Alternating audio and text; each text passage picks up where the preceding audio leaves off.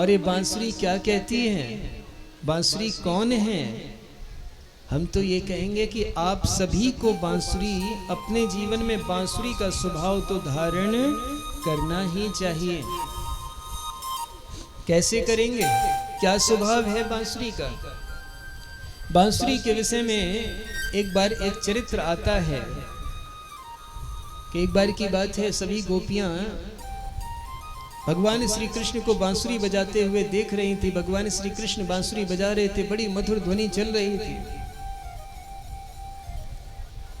अचानक भगवान श्री कृष्ण को देखकर, उनके प्रेम में मोहित होकर ये सभी गोपियां बांसुरी को बड़ा उलाहना देने लगी, बहुत बुरी भली खरी खोटी सुनाने लगी। अरे बांसुरी, जब हमारा कोई प्रेमी है ना, किसी और के साथ होता है तो हमें जलन होती है।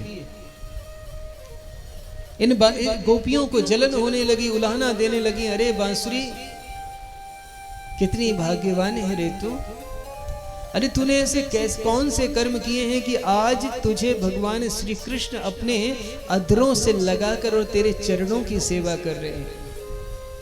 अरे प्रेम तो हमने भी किया है ठाकुर से, भक्ति तो हम भी करती हैं ठाकुर की, लेकिन न जाने कौन से कर्म हैं तेरे कि भगवान तुझसे इतना प्रेम करते हैं। बांसुरी ने पता है क्या कहा?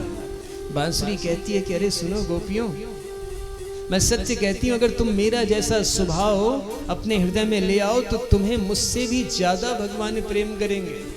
क्या स्वभाव है? बांसुरी कहती है कि देखो, मेरे सीने में 6 छेद हैं, मेरे सीने में 6 छेद हैं। 6 छेद क्या, ये तकलीफें हैं, कष्ट हैं, लेकिन इन 6 छेदों के बावजूद भी जब भी भगवान मेरा स्मरण करते हैं, जब भगवान मुझ में फूंक मारते हैं, तो मेरे हृदय से, मेरे मुख के द्वारा सिर्फ और सिर्फ मधुर ध्वनियां निकलती हैं। मैं कभी भगवान के सामने रोती नहीं हूं, मैं कभी भगवान के सामने बिलखती नहीं हूं, मैं कभी तड़पती नहीं हूं। जब भी भगवान मुझे बुलाते हैं, पुकारते हैं, तो मैं सिर्फ और सिर्फ मधुर ध्वनियों का प्रतिपादन करती रहती हूं। प्रेम से बोलो, क्या भाव है बांसुरी का? थोड़ा जोर से, क्या भाव है बांसुरी का? बांसुरी कहती है कि देखो गोपियों, अगर तुमने अपने जीवन में ऐसा भाव धारण कर लिया कि चाहे कितना भी दुख हो या कितना भी सुख, तुम सदैव एक भाव से जीवन यापन करने लगो। सुख में फूलो मती, दुख में भूलो मती। जी, सुख में कभी फूले नहीं और दुख में कभी रोए नहीं। ऐसी स्थिति यदि हमारी बन जाए तो हमसे भगवान बड़े प्रसन्न रहते हैं। लेकिन हम क्या करते हैं? हमारा काम यह होता है कि हम जब भी भगवान के सामने जाते हैं तो रोते रहते हैं, रोते रहते हैं, रोते रहते हैं। बहुत से लोग तो इसे भक्ति का नाटक है, भक्ति का स्वरूप बताते हैं कि अरे हमारे आंसू निकल रहे हैं, तो आंसू भगवान के सामने ऐसे नहीं निकलते हैं। आंसू निकलते हैं भगवान की याद में, एकांत में बैठ के, दुनिया को दिखाने के लिए नहीं निकलते। एक बात बताओ, तुम्हारे पास कोई व्यक्ति आए और आकर के बस वो रोना शुरू कर दे, जब भी आए तभी रोना शुरू, और ऐसे कैसे रोए? ऐसे रोए, हम तुमसे बड़ा प्रेम करते हैं, हम तुम्हारे बिना रह नहीं पाते, तुम हम अपने पास बुला लो, तुम हमें अपने पास बुला लो। बार बार तुम्हारे सामने, जब भी तुम उससे बात करने की कोशिश करो, जब भी मुलाकात करने की कोशिश करो, बस वो रोना ही शुरू कर दे। क्या करोगे? वो व्यक्ति तुम्हें पसंद आएगा? हाँ?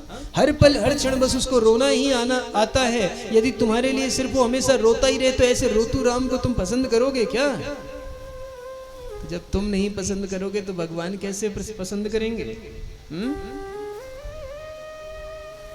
भगवान के सामने जब भी जाओ तो भगवान को धन्यवाद करो कि प्रभु तुमने मुझे अपना जीवन, ऐसा सुंदर जीवन दिया है। हे प्रभु, आपका बड़ा ही धन्यवाद है, आपकी बड़ी कृपा है कि आपने जीवन दिया और जीवन के साथ मुझे बड़ा साधन सुख दिया है।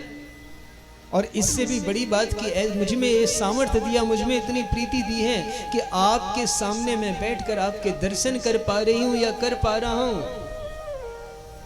जब ऐसा भाव आप भगवान के सामने प्रकट करोगे ना, तो भगवान आपसे अवश्य ही प्रसन्न हो जाएंगे। प्रेम से बोलो, बांसुरी कहती है कि अगर तुम्हारे मन में ये भाव आएगा तो भगवान तुमसे बड़ा प्रेम करेंगे।